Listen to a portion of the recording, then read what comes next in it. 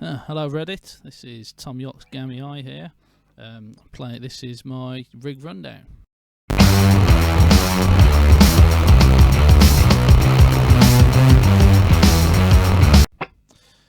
So I'm playing a band with another Redditor, Slap Me Thrice. We do a mix of original material and covers. Our album of original material is up on this channel if you want to have a listen to it, see how some of these pedals fit into the mix. My role in the band really is rhythm, guitar, and with the occasional solo or lick, or so a little bit of lead thrown in, and vocals. This is what this setup really is geared up to do. So the guitars first. This is the main one I use in the band. This is Mexican Fender Tele Deluxe 72 reissue, which is my favourite guitar. Wide range humbuckers. I did do a couple of mods. I replaced the volume and tone pots from 250k to 500k, let a bit more volume through and tone through. Yeah, just sound a little bit brighter, a little bit fuller.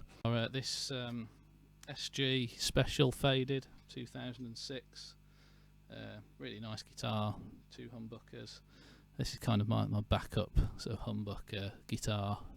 This also use this white J Mascis Squire Jazzmaster, which is a really great guitar, P90s. Brilliant sort of whammy bar, holds its tuning really well, excellent piece of kit for the money.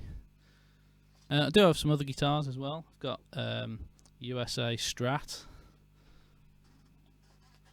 It's the American Special, which I've recently replaced the pickguard for this red pearloid one. Not sure how I feel about that yet.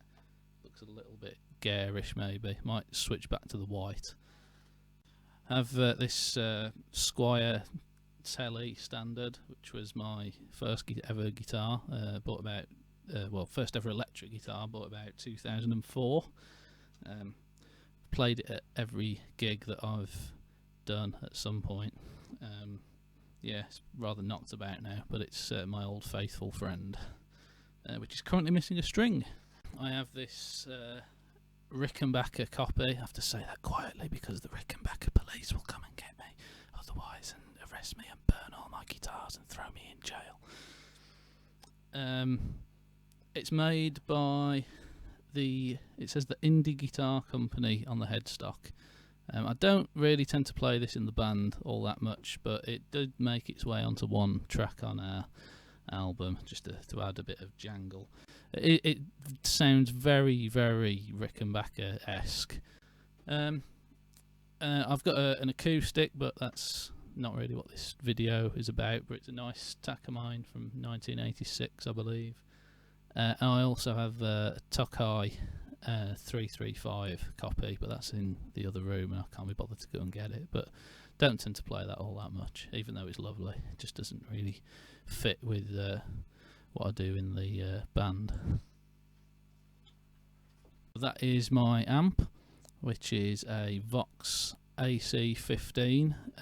Currently has a Celestion greenback speaker inside, which I am looking to change at some point.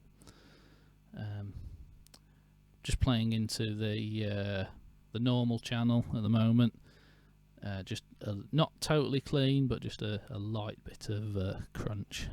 Okay, so move on to the bit that everyone's waiting for, the pedal board. Okay, so yeah, here's the pedal board. So a signal path here goes into the Dunlop Wah, which is, I think everyone probably knows what that does, but yeah, anyway, it's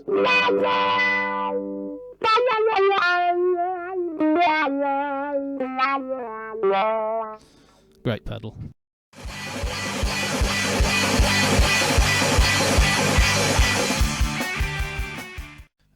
Still battery operated at the moment. I haven't hooked it up to power supplies. It's not attached to the board. And it's a great pedal, a little bit cumbersome in terms of size, but you know, it is very satisfying. Then it goes into the Joyo Tuner, which is a really good pedal actually. It's got a cool feature on the back where it has a power input and a power output, so you can use it to supply power to another pedal potentially. I don't use that feature at the moment, but yeah, it is capable of doing that. So from the tuner pedal we go into this one here, the Little Bear R.A.T.TACK, which is basically a turbo RAT clone. Everything is set to max. I tend to use this really for solos, usually stacked with another pedal, usually stacked with the standard Proco RAT. It's a little bit unusual to stack two RATs together, but it does give a really thick, fuzzy effect for solos, which to my ear sounds absolutely fantastic. So this is just the Little Bear on its own.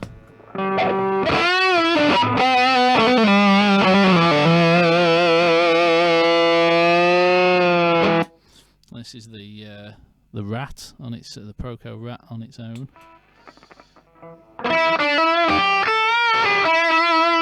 So you can hear they're quite similar pedals, but yeah, so I'll tend to use the RAT for sort of the chugging power chords, such as.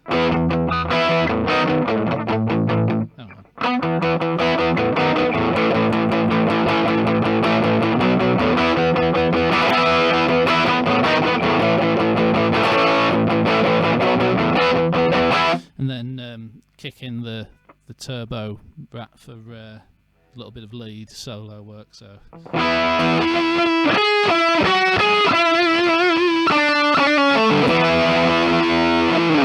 you just see it just kind of throws it over the edge sonically quite nicely. You can hear that on our album, on a solo on the song Mirror Lifestyle, which it was, I think, the J Mascis Jazzmaster guitar through two RATs. So yeah, that's kind of those are the two RATs joined together. The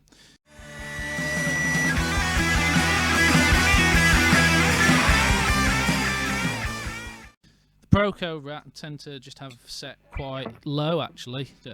Volume up full, filter up full, but the actual distortion is quite low.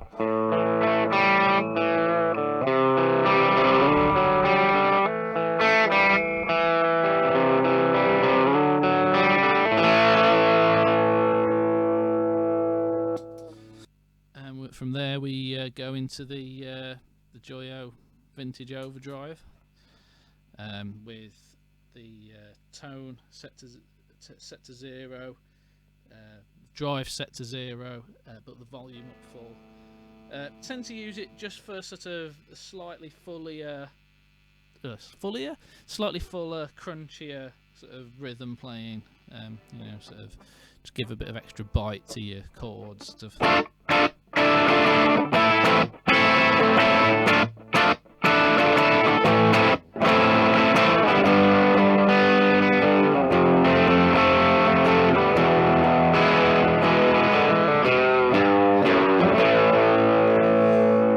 But yeah, it sounds great, that pedal does. It's a really excellent pedal for the money. It's I believe it's a TS808 clone, which I've tried a couple of clones of Tube Screamer 808s over the years, and some much more expensive than this, but this is actually one of the best ones that I've ever heard. It's one of my longest serving pedals as of this moment, but I am hopefully looking to replace it soon with something a bit nicer.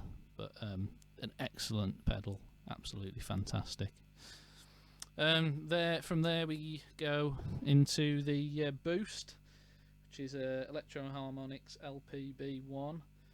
I only really use this to drive the amps, or drive the amp with certain guitars.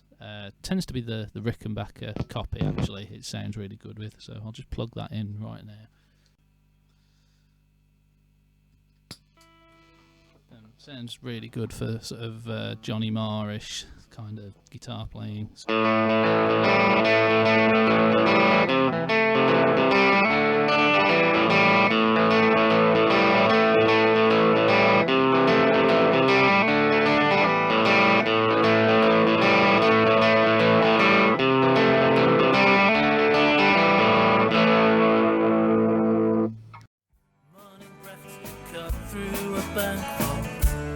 Let it linger there all day. From the stains upon my teeth, I feel no happiness. Yeah, so great pedal that. Tend to only use it with this guitar though, but that alone really justifies having it on the board, I guess. So the next pedal along in the chain is the NUX or NUX or NUX, whatever you want to say, Modcore, which is a really impressive pedal for the money. It's a sort of multi-modulation pedal, does all sorts of crazy nonsense. Got chorus, flanger, phaser, trem, rotary, univibe, you name it, it just sounds great. My favourite settings on it are just sort of the standard chorus setting.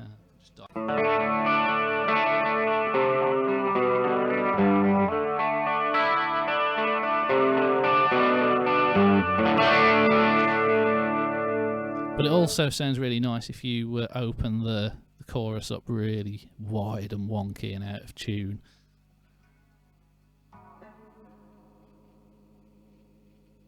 Yeah, there we go, everything on max. And very sort of psychedelic.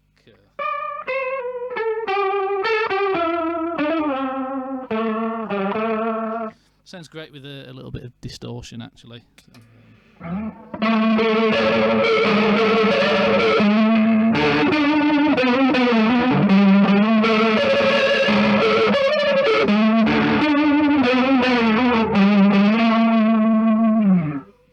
So yeah, great sounding pedal.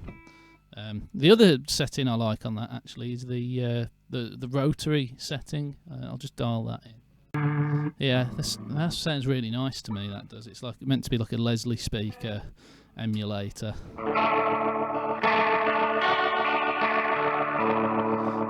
Tend to use this. One of the covers we do in our band is Fire by Kasabian. But so this sounds really good for that sort of synthy part just after the chorus, especially if it's mixed with the tremolo, the Boss Boss TR2 tremolo, and a little bit of tube screamer as well. Just play that for you.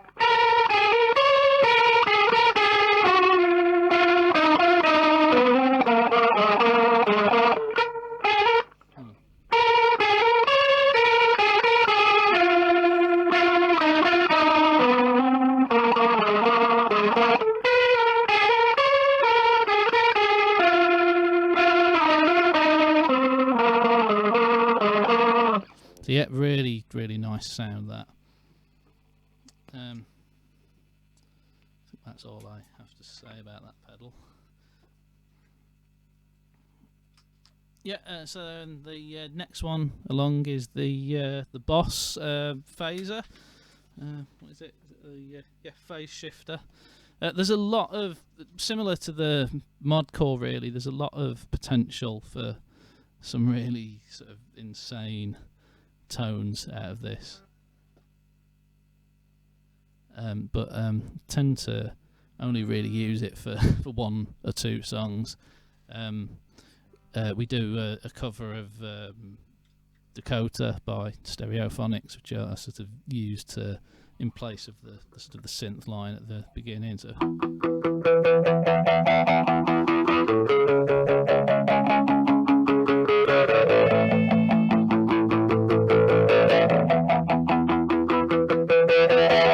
sounds really nice. One of the slightly crazier settings you can hear is in one of our original songs, Man in the Tree, where it's set quite sort of wide, and also I think it's with both of the rats turned on. So it's it's pretty mad, that is. But there's all sorts of crazy things you can do with that pedal.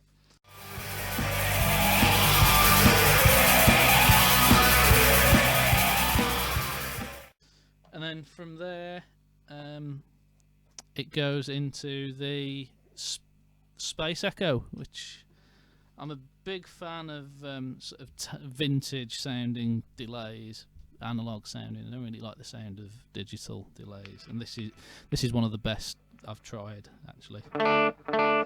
You know, again, it's a really versatile pedal. Plenty of room for all sorts of things you can do with it. Tend to just use it to add a bit of colour to lead parts occasionally. But the big appeal for me with this pedal was the tap tempo, which is brilliant. Let's just show that. So.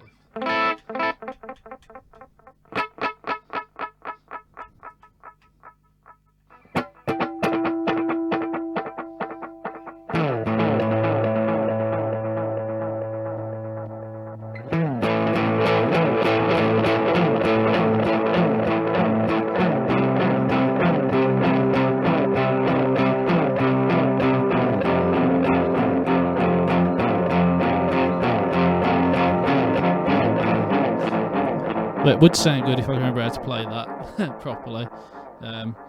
Another cool thing that this does is if you actually hold the tap tempo button down, I don't know if you can hear that, it sort of speeds up exponentially and slows down, and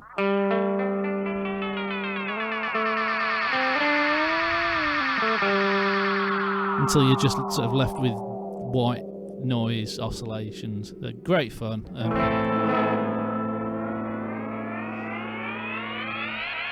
Tend to throw that into a lot of things, really.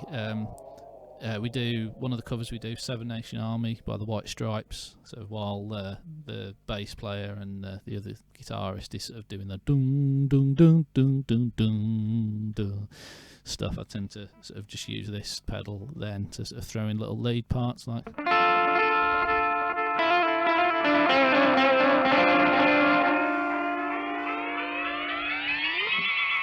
Yeah, in isolation that might sound like a completely sort of crazy idea, but it actually works reasonably well.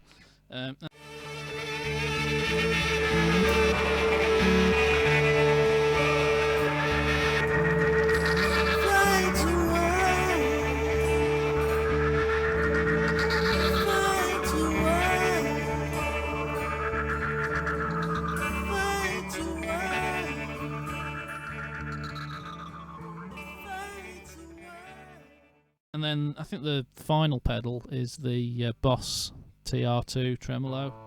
I need to reach my foot around all these things I've got in the way. There we go.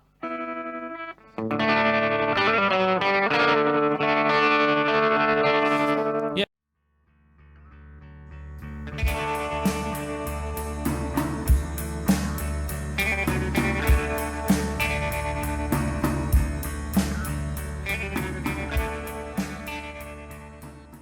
Yeah, I mean, like all Boss pedals, it's versatile.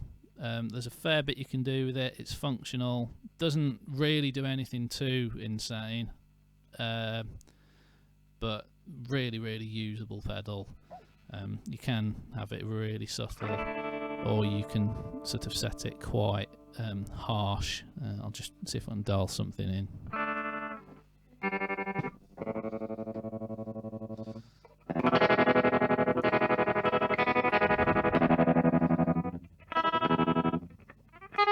And that is about the harshest it will go.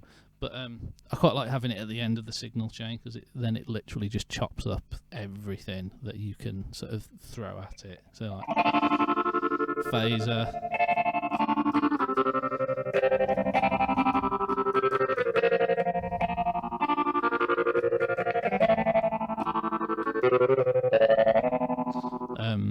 Yeah, it even chops up the delay, which is quite a strange effect, but actually quite pleasing. So.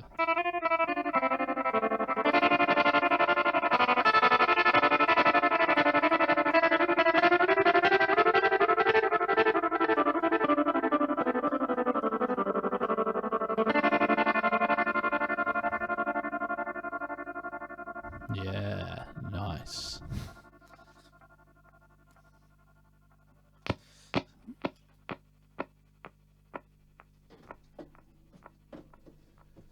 So yeah, that is my rig rundown. Thank you for watching.